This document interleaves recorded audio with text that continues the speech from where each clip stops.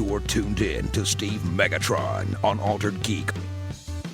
Hello and welcome to Altered Geek. I'm your host, Steve Megatron Phillips, and in this episode of the podcast, I'll be covering, well, two different franchises. This episode, I'm doing a review of Lost in Space, the first 10 episodes of the series so far, my thoughts on it, as well as ReBoot The Guardian Code after seeing the first 10 episodes of that as well.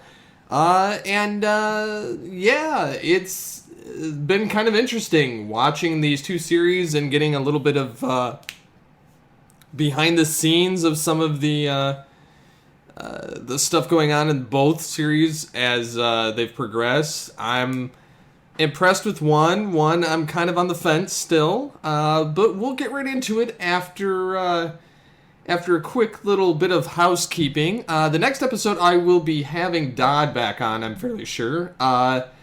I didn't have him on this one, mostly because of a time crunch, and I needed to get this done ASAP. It's my kids' spring break week, so for elementary school, so I don't have the freedom of time that I would have had normally. Just got to figure out a little bit of household fixing as far as plumbing is concerned. I had to rebuild my shower plumbing pieces essentially because it was leaking. Been a problem for a while, but I got through it, got it figured out. So suffice it to say, we're going to be doing some entertaining things on this episode. So I'm going to get right down to it, into Lost in Space. Now, just to preface this show, the new Lost in Space anyhow, I'm kind of... when I saw that this was coming to Netflix, I was interested right away.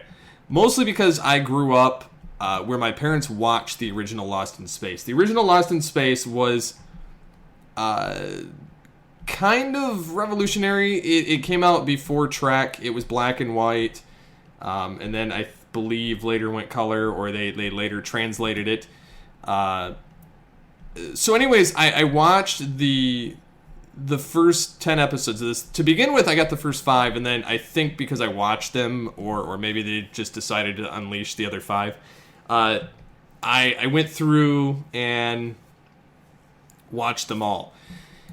I will say that I have been very impressed with the treatment of the series, as far as how they've portrayed the new Lost in Space, the cast. It's a pretty solid piece of sci-fi, and I love this reimagining because it kind of keeps the heart of the original series and redoes it for now. So the classic one was in the 1960s. This one is set 30 years in the future of now. So colonization in space is a reality. The Robinson family among those tested and selected to make a new life for themselves in a better world. But when the new colonists find themselves abruptly torn off course en route to their new home, they must forge new alliances and work together to survive in a dangerous alien environment light years from their original destination.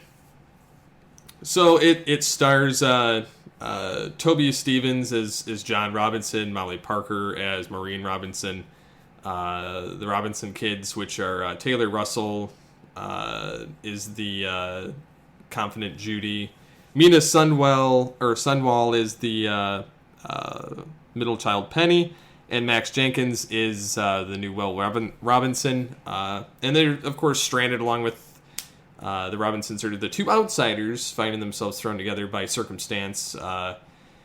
Is the new version of Dr. Smith, played by Parker Posey, and the inadvertently very similar looking and acting Don West, played by Ignacio Sarachio.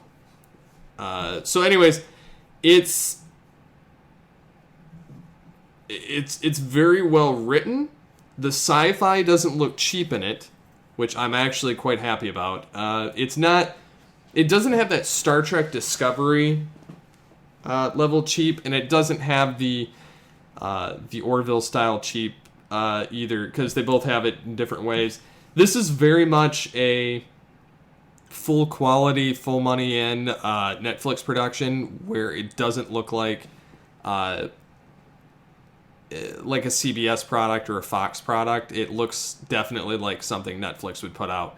It's dark, but it's got a lot of light tones in it. It's very cinematic.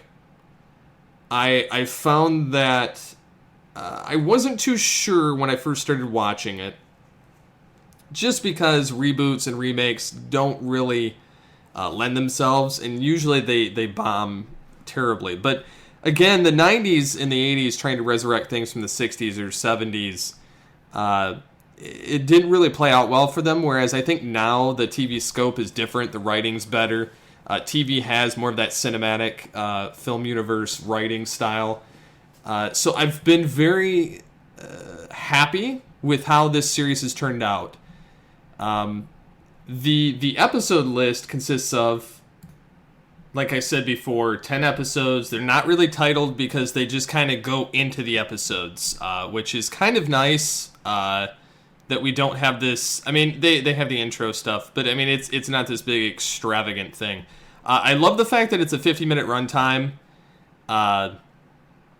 instead of the 35 minutes we got on Star Trek Discovery, which is on Netflix as well. The entire series will be up on April 13th of this month, and I think that it's definitely the sci-fi family drama type of stuff that we've been lacking. It's very, very fun, very scientific in a sense, but it's very much about this core unit of this family. I think it's a very solid contender for this new revival of major sci-fi television, between, like Altered Carbon and Star Trek Discovery, the Orville. I know there's a couple other series I'm forgetting, like the one that parodied Star Trek. But I think that this fits in this particular time, and it's not too dark. It's got a lot of uplifting and bright moments that kind of keep it in that Lost in Space requirement that it had. But I love how they've kind of mixed a lot of the characteristics and a lot of the focus of the 60s with the modern day look and feel of how families work now, and how the television landscape looks now, the aesthetics now. What they've done with Dr. Smith's story, kind of an interesting dilemma there. I can't go into too much more detail on it. I will just say that it's going to be an interesting way that they're portraying it. I wish I could go into more details, and I guess I will once everybody's seen it. But I do like the twist that they threw on the new on the new version of Dr. Smith here. And then, of course, we have the original actor, Bill Mumy. The original Will Robinson is going to be making a cameo in the show, although they don't state by what way that he's going to be in the series, or how he's present. Like, I didn't really notice him with him, if he's there. I couldn't pick it out. Like, it wasn't something that I just actively noticed, because one, I'm not familiar with his current look. I don't follow him all that much, but I do know that he's supposed to have some kind of a role in the series. I'm just not sure to what degree. And then, of course, we have there's a lot of shady past to Dr. Smith in the series, and how she came to be a part of the Robinson crew. There's a nice little twist with the aspects of the planet and that they're living on during the series. Again, can't go into too much detail here. I love the fact that there's a bunch of Jupiters, not just the Jupiter 2. And there's a lot of... I expected to not see anybody else in this series for the most part once the Robinson family was on their own. But it was kind of interesting seeing how that whole dynamic played out, because it was almost kind of like one of those sci-fi TV series that used to be on Fox, where they went back in time to prehistoric Earth. It kind of reminds me of that in a sense. Like it's a little bit different. The aspect of the robot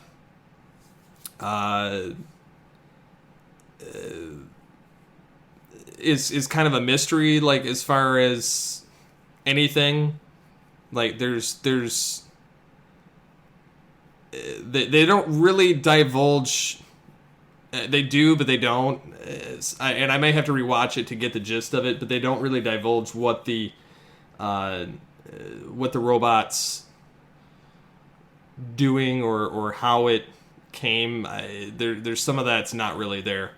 The new take and the new design of the robot, I'm a little iffy on, mostly because I'm nostalgic and I love the original robot from the 60s, which is not practical or realistic by today's standards by any means. But it's still, they kept some of the thought patterns of it. They didn't make him hokey and stupid like the 97 film, which I'm thankful for. And there's different aspects again to the series with pertaining to the robot, and there's just a lot to like about this new series. I have a lot of high hopes for it, especially after catching the tail end of the series. I think that it's going to be a solid contender that's going to be around for a number of years, especially the way that they ended the season. I'm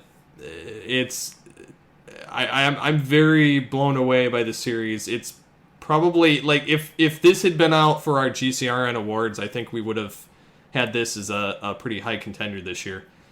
So I'm going to take a quick break. I hope you guys enjoyed the conversation on Lost in Space. I'm going to come back on the other side with ReBoot, The Guardian Code.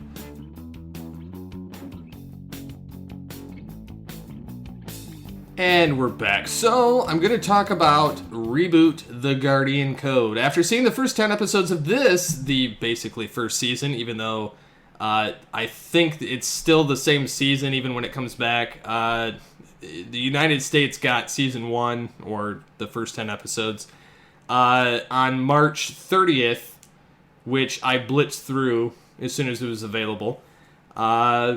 And the rest of it won't be available until June 30th when YTV gets the first 10 episodes.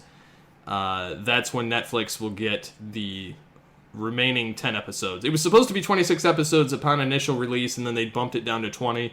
The 10th episode, I think, definitely leads up to some things. There's a lot of thoughts and a lot of things that I have as far as this series is concerned.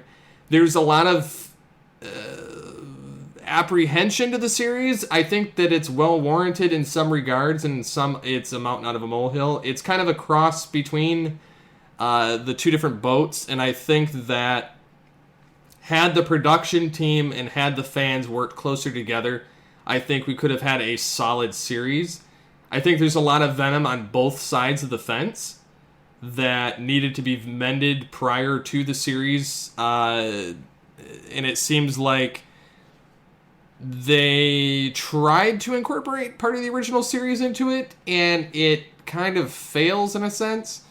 I'm going to be trying to contact and interview some of the writers and producers and whatnot with the show as time goes on. I have a couple of contacts there because I'd like to kind of delve into a little bit more information and have it straight from the horse's mouth rather than one side or the other. And I'm not going to be attacking or anything like that. I'm going to be fair about it. I loved the original series. This one has its ups and downs. I have particular issue with the writing of the live action segments, which I find to be very weak in certain regards. I think that the sorcerer is probably by far the weakest character we've got. The teenager aspect, the almost Power Ranger VR trooper, superhuman samurai cyber squad, Code Lyoko or whatever parody that everybody else has been comparing this to. I think that that's very much in tune with what the fans thought, and I get it. They're trying to market this to today's teens and preteens, and we're 20 years out of the marker there. But I think that at the same time, things should be kind of resonating with the original fans as well, especially when your PR department hasn't done their job. And I say this to be very polite and nice about it, but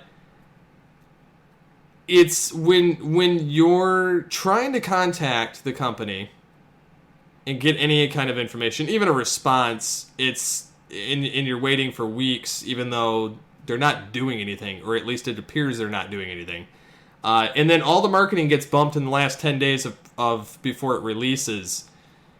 And even then it's mere weak promotion. They're using Instagram, Facebook, and Twitter on the Guardian Code. Rainmaker hasn't touched their social media in over a year. And then they come back around the time of the show launch and try and use it, which has barely anybody following it. And the Guardian Code, which should have been starting its ramp up a year ago, even as early as August of last year, they still only have about 100 followers on Twitter. And that's it. And that's the same thing with their everything else. And it seems like all of their writers and their cast and producers are the only people following their accounts, unless they're people like me that are trying to get any kind of information.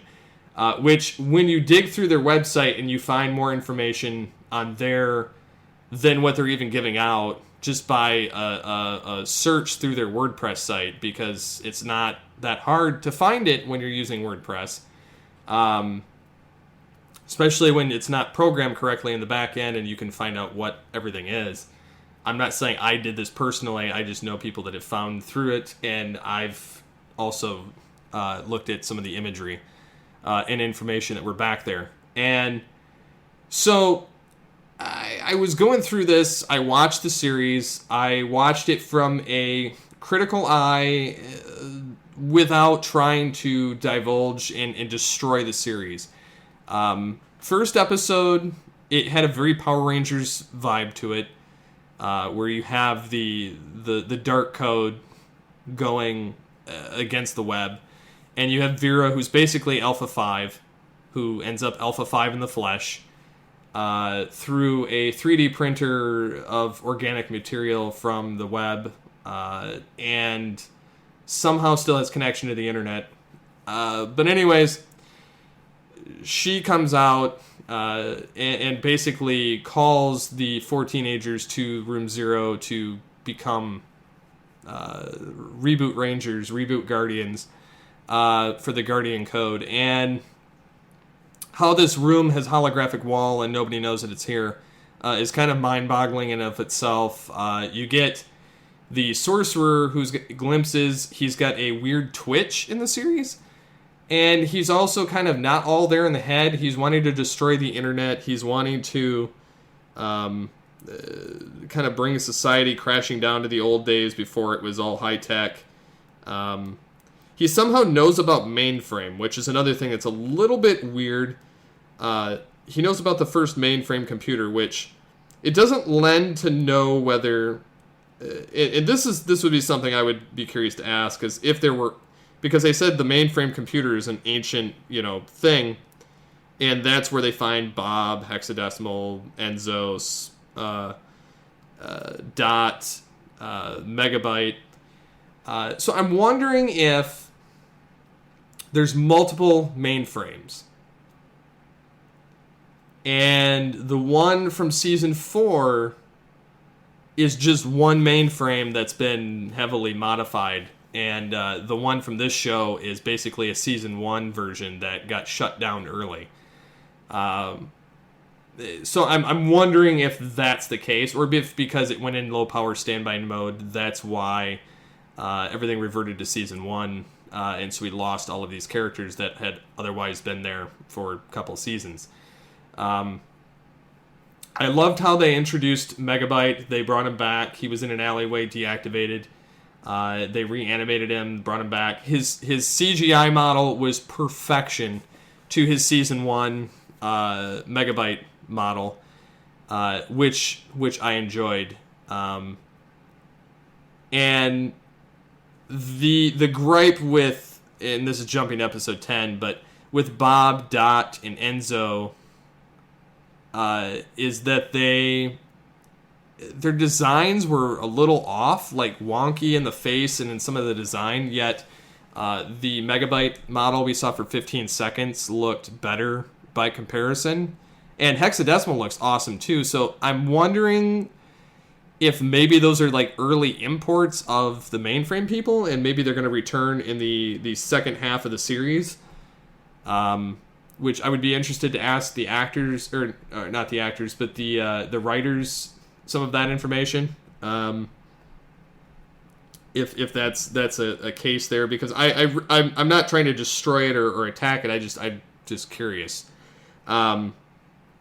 Because they really weren't modeled all that great. I liked the voice, but a lot of the writing for those characters were not very well done either. Very weak, trying to play on the original reboot too much in that essence.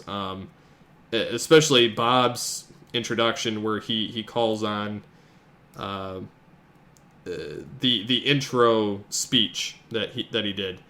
It just sounded off. And when he was speaking normal, he was more fine than at those nostalgia moments.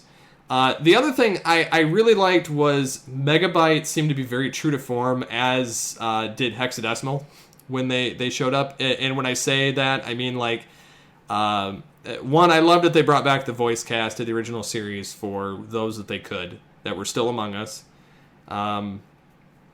I will say that the actor that replaced Tony J as Megabyte has done a pretty well job. There's certain aspects where I find him lacking, but overall, I think Tim Brumman did a pretty well impersonation of Tony J, to where there were certain scenarios, depending on his tone, that he could play the original Tony J voice, especially in scenarios where he's doing a deep, low speaking voice where he goes hexadecimal, and so things like that. It was a very nice touch there. I liked how Megabyte was very sarcastic with the sorcerer, especially when you get to episode 9. He's like, "What is it today? Perhaps a cyber patch removal, or taking over a satellite, or you know," and he just starts naming random things that didn't work that the sorcerer just had to have control of, or have Megabyte do, and Megabyte's just kind of like, yeah, just keep your shorts on, and sorcerer's just getting whiny about it. So I thought that was kind of funny. I do see the parallels between the sorcerer and Megabyte, though, with Megabyte getting the upgrade and the delete key option, where Unicron did the same thing to Megatron to create Galvatron, where Megatron's like, "I don't listen to anybody," and Unicron's like, "Well, have it your way," and starts to obliterate him, and then he's like, "I'll accept your terms," and then just has to listen, basically. And so that's kind of the boat that I see Megabyte in. I would love if Megabyte next half the season figured out a way to get off of the sorcerer's delete key option, even if that meant going back to his original form, which I think would be spectacular.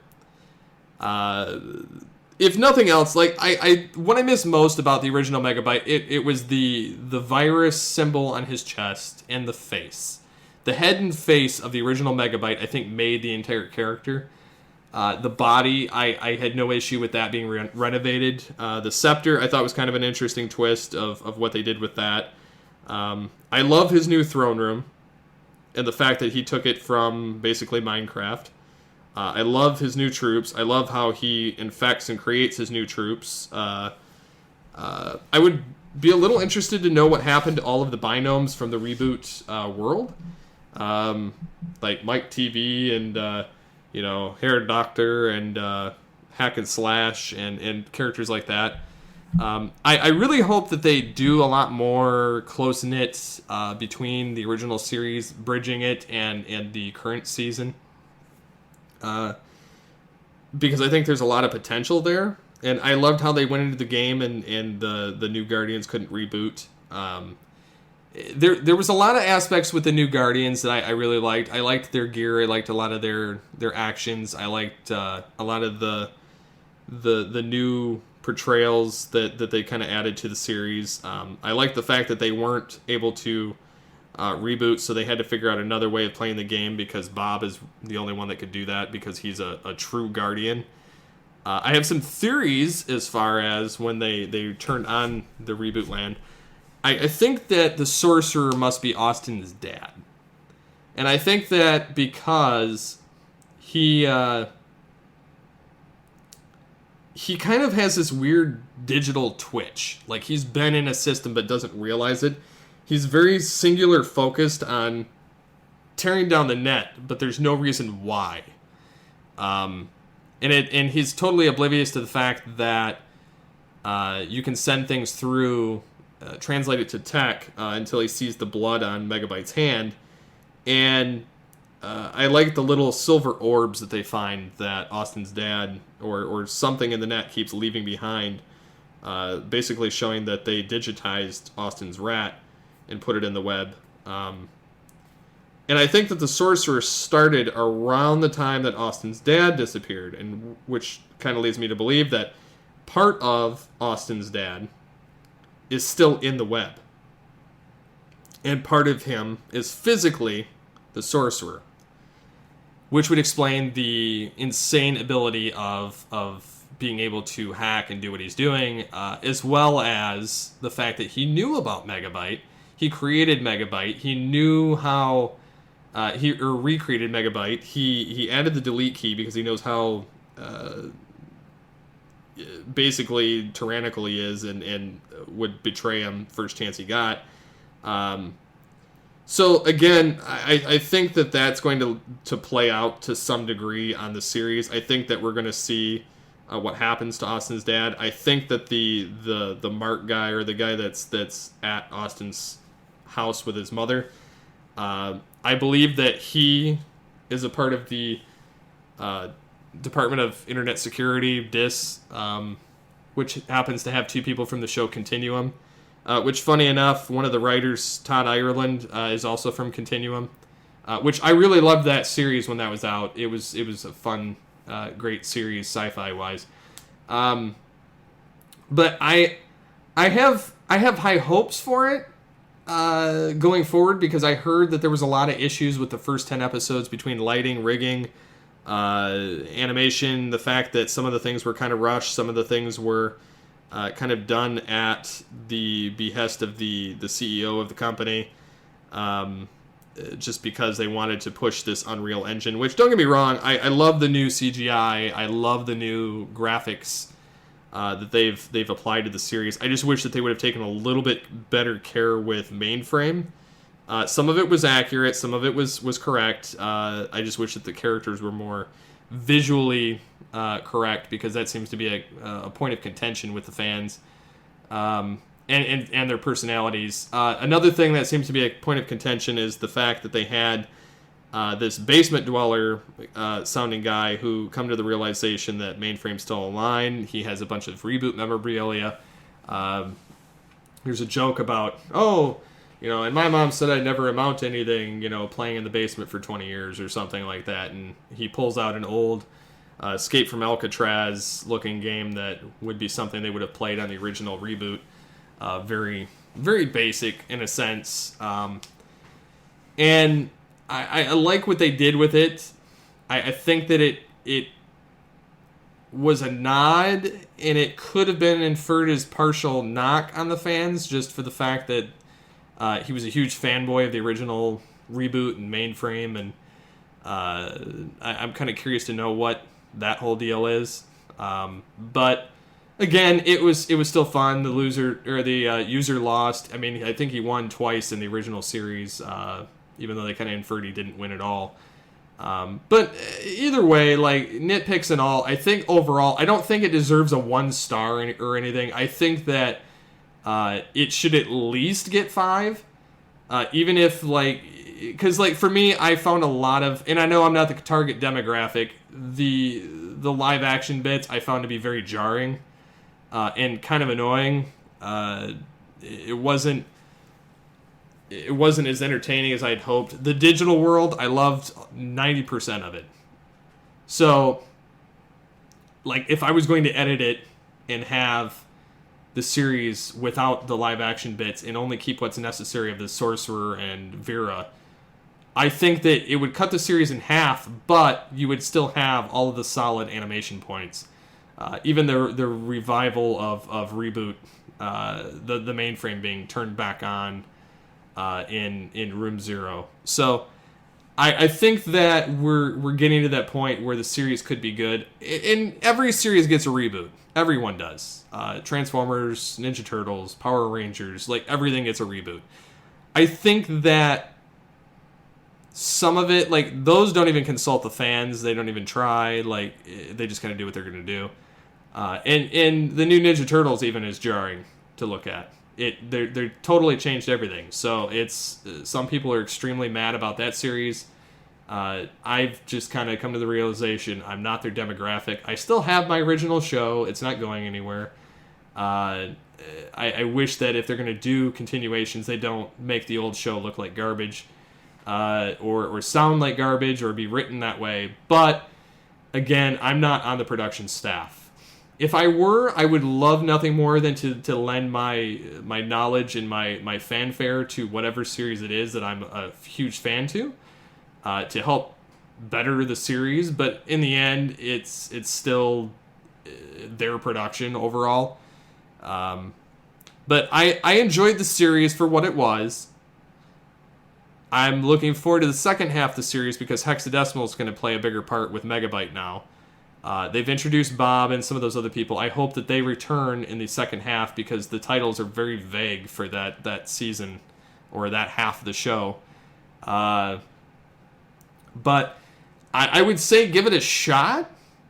There's certain episodes that you'll want to pay attention to, like the second episode specifically, and the 10th episode specifically. And there's a couple sprinkled throughout. I think the third episode's pretty good too. I think because Megabyte gets his castle fortress around then, which I still love. I think that's very Megabyte of him. But I think that they've captured the essence of Megabyte really well, which is kind of hard to do. I wish that some of the original production staff or creators of the show would get some input in future seasons. I hope that if this did do well enough, I hope that they would revisit more of the original reboot in the new series and kind of have a nice meshing between the two. I think that could lend for a very strong contender there. And I wish that the PR had been better between the fans and Rainmaker, Mainframe Entertainment, or Studios, or whatever they're calling themselves this week.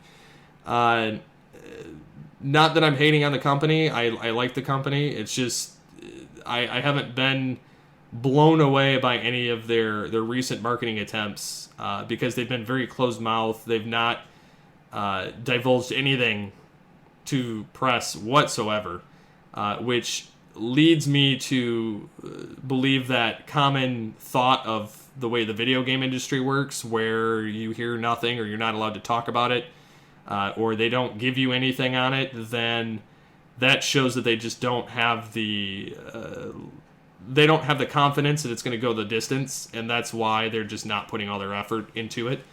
And I kind of am that same belief that I know enough people in the gaming industry that that's generally what happens, and that's what they think, and that is true.